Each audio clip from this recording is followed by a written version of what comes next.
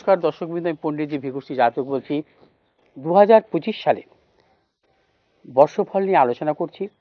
এখন আমি আলোচনা করব মকর রাশির জাতক জাতিকাদের 2025 কেমন যাবে। প্রথমে মন্থর গতি সম্পন্ন শনি, বৃহস্পতি, রাহু, কেতুর 2025 সালের অবস্থানগত বা নক্ষত্রগত আলোচনা করব এবং তার পাশাপাশি আপনাদের কেমন যাবে 2025 বিস্তারিত আলোচনা থাকবে। বর্তমানে 29শে মার্চ 2025 সাল পর্যন্ত শনি আপনাদের রাশির দ্বিতীয় অবস্থান করবে, অর্থাৎ কুম্ভ রাশিতে। 29শে মার্চ থেকে আপনাদের শনির 7.5 কেটে যাবে, অর্থাৎ 7.5 বছরের যে মকর রাশি জাতক জাতিকাদের শনি 7.5 চলছিল, 29শে মার্চ থেকে সম্পূর্ণভাবে বিদায় নেবে। অর্থাৎ আপনাদের রাশির তৃতীয় শনির অবস্থান থাকবে 29শে মার্চ 2025 থেকে।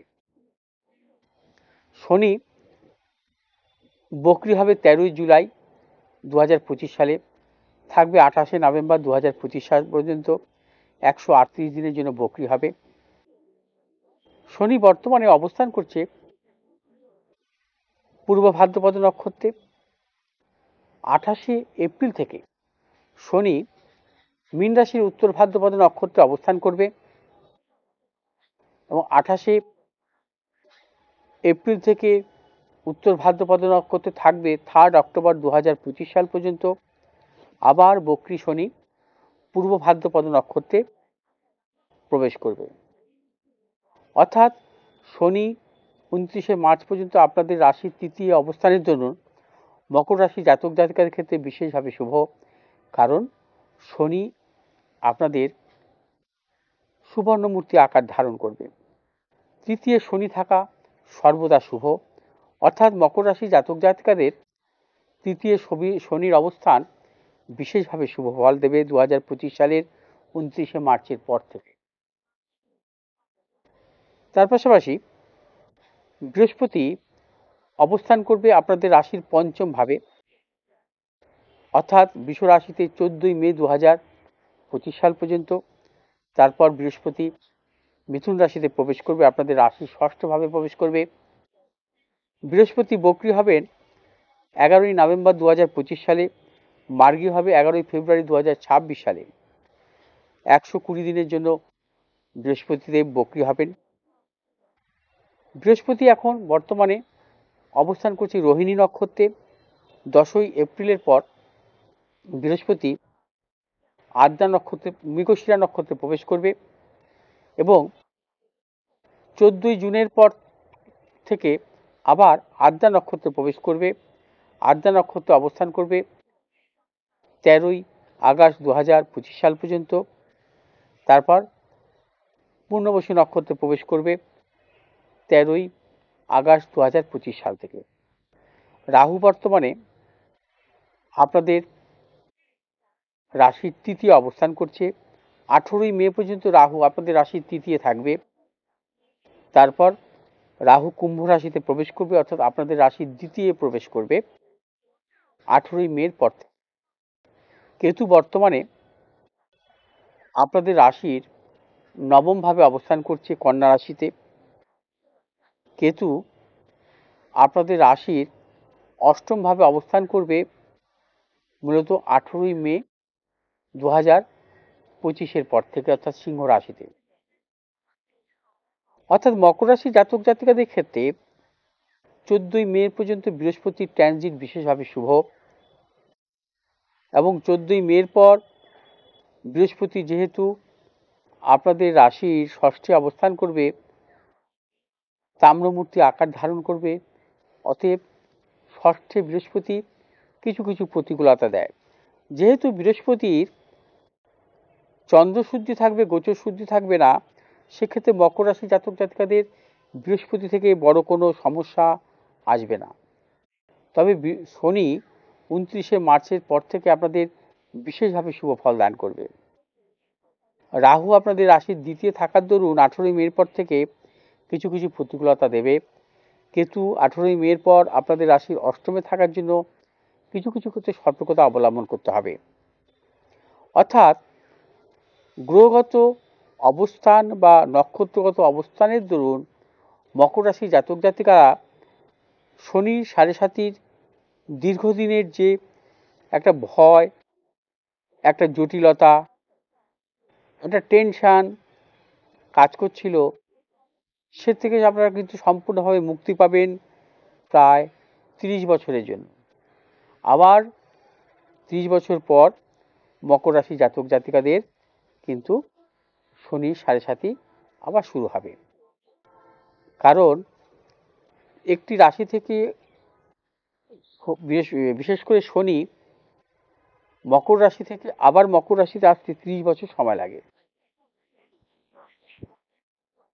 মূলত দেখা যাচ্ছে যে মকর রাশি জাতক জাতিকাদের কর্মজনিত সাফল্যের প্রবল যোগ আছে এবং মকর রাশি জাতক জাতিকারা যারা কর্মের জন্য চেষ্টা করছেন, কর্মপ্রার্থী, তাদের ক্ষেত্রে প্রভূত সাফল্য 2025 সালে। মকর রাশি জাতক জাতিকাদের কর্মক্ষেত্রে সম্মান প্রাপ্তি, মকর রাশি জাতক জাতিকাদের পারিবারিক দিক থেকে শুভ, কর্মসূত্রে বিদেশ যাত্রার ক্ষেত্রে শুভ। মকর রাশি জাতক জাতিকারা কর্মজীবনের পক্ষে শারীরিকভাবে শুভ ফল পাবেন। মকর রাশি জাতক জাতিকারা উচ্চশিক্ষার ক্ষেত্রেও নানা রকম সাফল্য পাবেন। অর্থাৎ সমস্ত সাফল্যই কিন্তু মূলত আপনাদের আগামী এপ্রিল মাস থেকে শুরু হবে এবং আপনারা কিন্তু উচ্চশিক্ষার দিক থেকে সাফল্য, কর্মজনিত সাফল্য প্রবল যোগ এবং বিদ্যার্থীদের ক্ষেত্রে বিশেষভাবে শুভ। উচ্চশিক্ষার জন্য যদি বিদেশে যেতে চান, আপনার কিন্তু সাফল্য আপনাদের আছে। তবে মকর রাশি জাতক জাতিকাদের অষ্টমে যেহেতু কেতুর অবস্থান থাকবে, 18ই মের পর থেকে আপনাদের শারীরিক ক্ষেত্রে কিছু বিড়ম্বনা আসতে পারে। শারীরিক দিক থেকে কিছু সতর্কতা অবলম্বন করবেন। বিশেষ করে মকর রাশি জাতক জাতিকাদের শ্লেষাজনিত সমস্যা অথবা রক্তজনিত কোনো ব্যাধি, অ্যালার্জি জাতীয় কোনো সমস্যা থেকে কিন্তু আপনারা নানা রকম সতর্কতা অবলম্বন করবেন। অষ্টমে কেতু থাকার দরুন আপনাদের 18 মের পর প্রবল গুপ্তশত্রু বৃদ্ধি হতে পারে, কর্মক্ষেত্রে কিছু অপযশ আসতে পারে, সতর্কতা অবলম্বন করবেন। যারা ব্যবসা করছেন, ব্যবসা ক্ষেত্রে প্রভূতভাবে সতর্কতা অবলম্বন করবেন, কারণ আপনাদের ব্যবসা ক্ষেত্রে সাফল্য আছে কিন্তু প্রবল গুপ্তশত্রু থাকবে। মকর রাশি জাতক জাতিকারা বর্তমান বছরে প্রচুর অর্থ লাভের প্রবল যোগ, কারণ শনি এবং বৃহস্পতির ট্রানজিট মূলত শুভ থাকার জন্য আপনাদের অর্থ প্রাপ্তি, যদি আপনাদের গ্রহের দশা শুভ হয় তাহলে কিন্তু আপনারা আরো বেশি সাফল্য পাবেন। মকর রাশি জাতক জাতিকাদের বর্তমান বছরে ভ্রমণ সংক্রান্ত সাফল্য। মকর রাশি জাতক জাতিকাদের পারিবারিক দিক থেকে শুভ, পিতা এবং মাতার সাফল্যের প্রবল যোগ। মকর রাশি জাতক জাতিকাদের সন্তানেরও সাফল্যের প্রবল যোগ।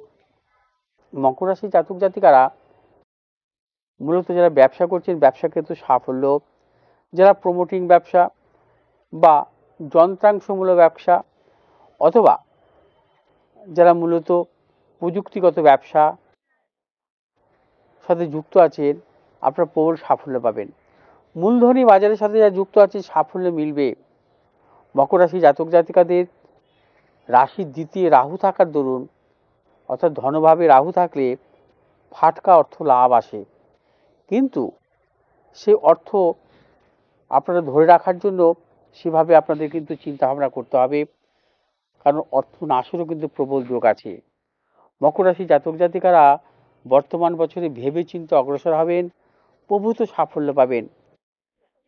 মকর রাশি জাতক জাতিকাদের উচ্চ শিক্ষার দিক থেকে যেমন সাফল্য, কর্মজনিত সাফল্য, ব্যবসা ক্ষেত্রে সাফল্য, পারিবারিক দিক থেকে শুভ, সম্পত্তিজনিত যোগ বা গৃহাদিজনিত যোগও কিন্তু আছে। আপনারা কিন্তু সার্বিকভাবে সর্বক্ষেত্রে সাফল্য পাবেন। তবে যে ব্যাপারে আপনারা সতর্কতা অবলম্বন করবেন সেটা হচ্ছে প্রবল গুপ্তশত্রু, অর্থ নাশের প্রবল যোগ, মানসিক কিছু টেনশন বা অস্থিরতা, তার পাশাপাশি দীর্ঘদিনের যে বন্ধু, সেই বন্ধুর সাথে সম্পর্ক নষ্ট, প্রেমজ সংক্রান্ত ব্যাপারে সতর্কতা অবলম্বন করতে হবে এবং সম্পর্ক নষ্ট হতে পারে। মকর রাশি জাতক জাতিকাদের প্রচুর প্রচুর অর্থ যেমন আসবে, সঞ্চয়ের পরিমাণও কমে যেতে পারে, সে বিষয়ে সতর্কতা অবলম্বন করবেন। মকর রাশি জাতক জাতিকারা কোনো রকম মতানৈক্যে জড়াবেন না, ভেবে চিন্তে অগ্রসর হবেন। সর্বক্ষেত্রে আপনারা ভাবনা চিন্তা করে অগ্রসর হলে সাফল্য পাবেন। মকর রাশি জাতক জাতিকাদের মূলত যা কর্মক্ষেত্রে কিছু কিছু অপযশ আসতে পারে, ব্যবসায়ীদের ক্ষেত্রে কিছু কিছু অপযশ আসতে পারে, সেই বিষয়ক সতর্কতা অবলম্বন করতে হবে। মকর রাশি জাতক জাতিকাদের 2025 সাল বিশেষভাবে শুভ। তার পাশাপাশি আপনাদের জন্ম চার্ট অনুযায়ী, যদি গ্রহগত সন্নিবেশ অনুযায়ী আপনাদের দশা অন্তর্দশা যদি অনুকূলে থাকে, তার পাশাপাশি যদি শুভ গ্রহের দশা অন্তর্দশা থাকে, আরো বেশি সাফল্যের প্রবল যোগ, বহুত সাফল্য পাবেন। মকর রাশি জাতক জাতিকারা যদি সম্পত্তি ক্রয় বা গৃহাদি সংক্রান্ত ব্যাপারে চিন্তা ভাবনা করেন, আগামী জুন মাস থেকে ভাবুন, সাফল্য আসবে। উচ্চ শিক্ষার ক্ষেত্রেও মে মাস থেকে সাফল্য আসবে। যারা মেডিকেল রিলেটেড বা টেকনোলজি রিলেটেড পড়াশোনার বা গবেষণামূলক পড়াশোনার ক্ষেত্রে চিন্তা ভাবনা করছেন, আগামী মে মাসের পর থেকে আপনাদের দুর্দান্ত সাফল্য আছে। মকর রাশি জাতক জাতিকারা যে কোনো বিষয়ে ভেবেচিন্তে অগ্রসর হলেই সাফল্য। কোনোভাবেই আপনারা কোনো মতানৈক্যে বা মানসিক টেনশন নিয়ে কাজ করবেন না, সেক্ষেত্রে আপনাদের হিতে বিপরীত হতে পারে, সমস্যা বাড়াতে পারে। 2025 মকর রাশি জাতক জাতিকাদের নিয়ে আমার যে এই আলোচনা বা ভিডিওটি আপনাদের কেমন লাগলো, আপনারা কমেন্ট করবেন, শেয়ার করবেন, লাইক করবেন। পাশে থাকা বেল আইকনটি টিপে লাইক করবেন বা আপনারা সাবস্ক্রাইব করবেন। ভালো থাকুন, সুস্থ থাকুন। 2025 আপনাদের ভালো কাটুক, এটাই থাকবে ঈশ্বরের কাছে আমার প্রার্থনা।